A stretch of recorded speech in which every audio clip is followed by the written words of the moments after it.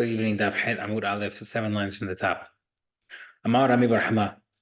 Rami says regarding our Mishnah, we see Zot Merit, we prove from our Mishnah. Magbiha Mesiah Haviro, someone picks up a lost item for it and he wants to acquire it for his friend. Kana Haviro, his friend acquires it. The Isa lo Kana Haviro, because if you want to say it doesn't work, Te'asa Kizu Kimishi Munuhata Bekarka, Vizu Kimishi Munuhata, Velo Yiknez Lo Zev Lo Zem.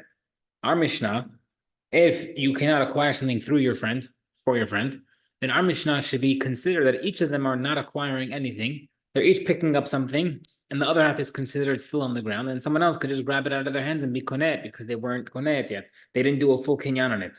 But since our Mishnah says that they split it, therefore we see since once a guy picks up a lost object for his friend, the other guy acquires it, and that's how our Mishnah works as well. Each one acquires half of it through the other guy.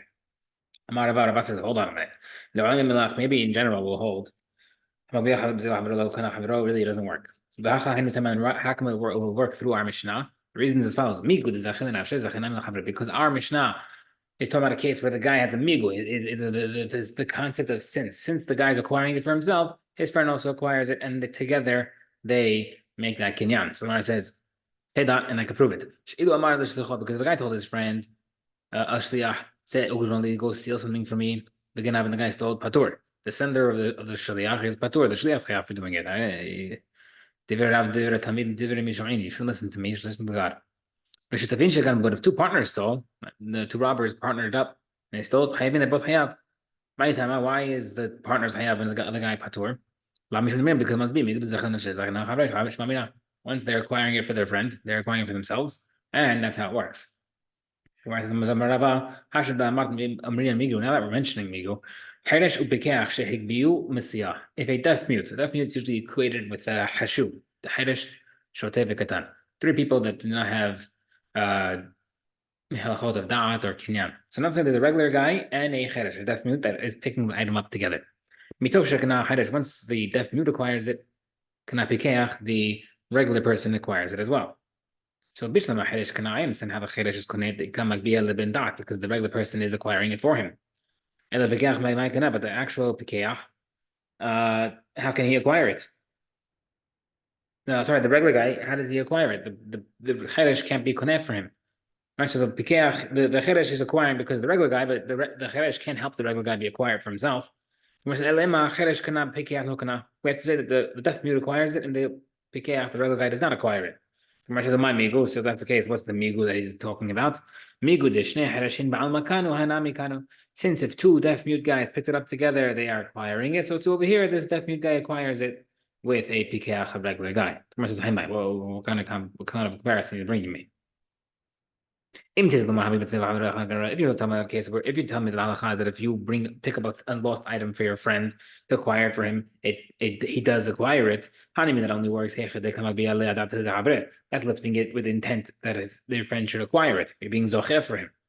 But over here, when the regular guy is picking it up, he's trying to pick it up for himself. He doesn't acquire it for himself. So is he trying to pick it up for himself? He's not konet. You think now he's going to be maknet? He's having in mind to maknet to the cheresh that the cheresh should acquire it? Absolutely not. Of course, he doesn't have that type of dot. Rather mitoch shelo kana pikeach lo kana cheresh. Which takes say that really none of them acquire it. Why? Because the regular guy doesn't acquire it, and also, therefore, the deaf mute guy also doesn't acquire it. Gemara says, how come 2 deaf mutes is different that they do acquire it? The Gemara says, over there, it's a special takana that they should acquire it. Because we don't want to start fighting when they say that you guys picked it up, but it doesn't count. Therefore, in Rav's case, he won't fight because he doesn't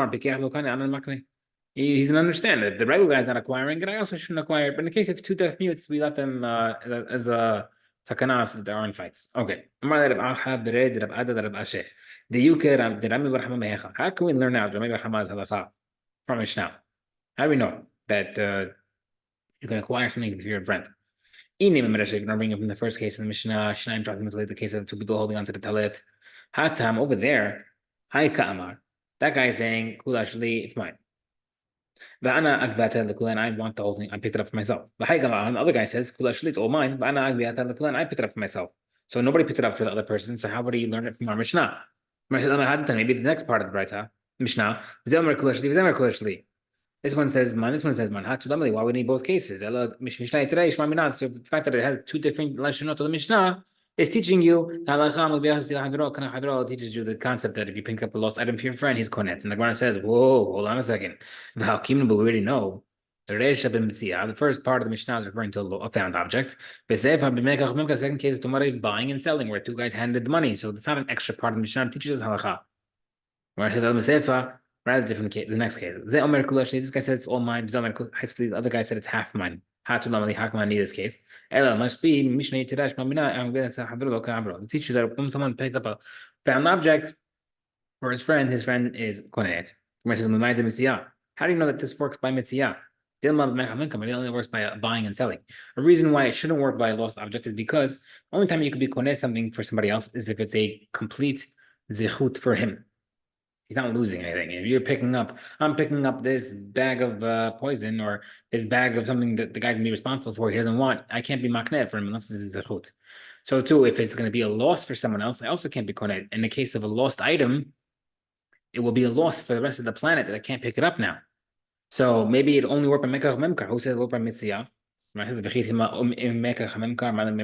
you want to tell me that it is referring to the case of mekach memkar, then what's the chidush? It's pretty pashut.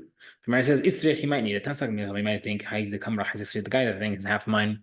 Maybe he'll be considered it's like a lost object. So returning a lost object is tzaddik. Patur from taking a shavua. Therefore, Kamash from the Mishnah teaches you that he does have to swear. Why? Because he might make a sketch. He might try to scam you. Sabar, he might think, if I say it's all mine, I'll have to swear. Therefore, I'll say it's half. The heavy commission of will be considered like a tzaddik and I'm trying to return something that I don't have to. So therefore, the Mishnah must be teaching you that this is a case that the chidush, and therefore it's not a proof that about Rami Chama's concept. Maybe you can learn from this part. Two people riding on top of an animal, each claiming the animal belongs to them. They have to split it. In another case, Ella must be teaching you teach you the extra part, teaching you this concept of acquiring a lost item for your friend. Why just 1 second? It's not true. The is teaching you the following: that a writer also acquires it. Mara says, rather from the final part, in the case where they both agree that they got the same time, if they have witnesses, they divide without swearing. What's talking about? If a case of a sale, of course. Is referring to the case of a lost object. Therefore, we see from there that if you list an item for your friend, he can acquire it for him. But obviously not a good proof. That works because of a different reason. Because of if someone acquires it for himself, he's acquiring for his friend. But if it would be entirely for someone else, it won't work. Okay, if the two people are riding on the animal, each saying it's theirs, they have to split it. Rav says, Rav Yosef said that Yehuda told me, I heard from Shmuel 2 different halachot. In the case of a guy who's riding the animal and a guy who's leading the animal, Had Kani, one guy acquires it, the Had Lokani, one guy does not acquire it. And I don't know which one it is. A big part of information he's missing. What's the case? The guy's riding alone without the leader. The guy is leading it without a rider. Is it possible that someone will say that he doesn't acquire it by himself? So if a person's leading the animal, of course he'll acquire it. So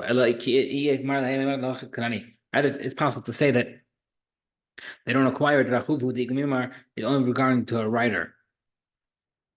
So if that's the case, then if it's referring to the writer, then obviously Rabbi Yehuda would know that. So what's the chidush? Rabbi Yehuda had a question. It's true. A rider can acquire the item, and that's fine.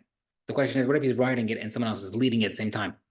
2 guys jump on the animal, 1 guy jumps on top, and 1 guy tries leading it. What's the halacha? Did the rider acquire it more because he's holding onto it physically? Or maybe the leader, the guys pulling the reins, is a better kinyan because it's moving because of him. Rav said that Yehuda told me, let's see if we can prove it. The Mishnah says, someone leads in 2 animals that are kilayim, 2 different animals that he's leading through the field. You know how to do that? He's chayav makot. Someone who sits in a wagon attached to the kilayim animals also receives 40 makot. All right, pay attention. The wagon is not talking about he's on the animal. The animal's pulling a wagon and he's in the wagon. We'll see how that's making a thing. The mayor says that someone who was sitting in the wagon is patur. With the Apich Shmuel, then Shmuel switched the halachot of who said what. Uftani, he taught the Mishnah as follows. Rachamim say that you're patur from one sitting in the wagon. That's a big deal because when you have Rabim, Hachamim, then we're posek like them. So he's showing you that if sitting in the wagon, you're patur. Shmamina, we could prove from here, according to Shmuel, Rahuv Lahudeh Lokani sitting on the riding on the animal is not acquiring it. V'koshakin Rahub Komanhig, and definitely if he's not riding when someone else is leading it. So according to that, Rabbi Yehuda will show that riding alone is not a good kinyan. Now, we're going to start breaking that down and show big differences. Many times he told us that we shall see this. Let's see this. And you never quoted Rabbi Yehuda. Avra. It's true. He did tell me this. And I also remember him responding with the following. How can we learn the halakha of riding the animal for the case of the wagon? Yoshev lo tafis b'mosera. The guy sitting in the wagon is not holding the reins. But the rider is holding the reins. So maybe a rider would acquire it, even though a wagon guy does not. But Marlene, he told me, Rabu Shmuel, they both say, Mosera lo kani, holding the reins is not enough to acquire the animal. You could have a different version. Marlene, how can you tell me that a rider is the same as a wagon guy? The sitting guy is not holding on to the reins. The rider is holding the reins. So maybe a rider can acquire it while a wagon guy doesn't. Malay told me, Idi said, the reins do not acquire it. Okay, it's Marnani. Amara bihlbo, Amara buhuna. Mosera regarding the reins. If you took the reins from an animal to buy the animal, it's koneh.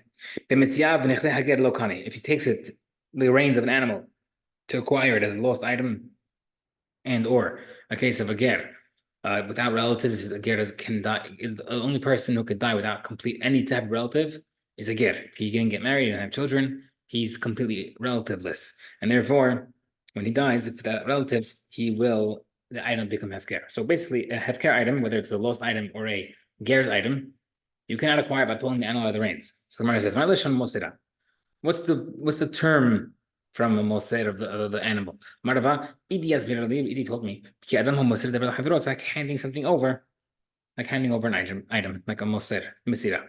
Okay, I understand that you can acquire from a friend the because you're transferring it over. But regarding a lost item or a ger's item, who can transfer it over to them? And therefore, since you can't transfer it over with the reins, because he's literally picking it up on the street, therefore he can't acquire it like that. Question: in case of two guys riding an animal, each one saying is it to split it. So we see that riding an animal is a good kinyan. Mani, who's according to if he holds the problem is if you can sit in the wagon, you're acquiring it according to the mayor, then for sure if you're riding an animal, you're acquiring it. So then it can't be the mayor. It be pashut according to the mayor. Me as a whole as chachamim, who hold that you can acquire by sitting on the animal. Maybe you can learn from that you can acquire an animal by sitting on it, and even though a wagon doesn't, which is against Rabbi Yehuda.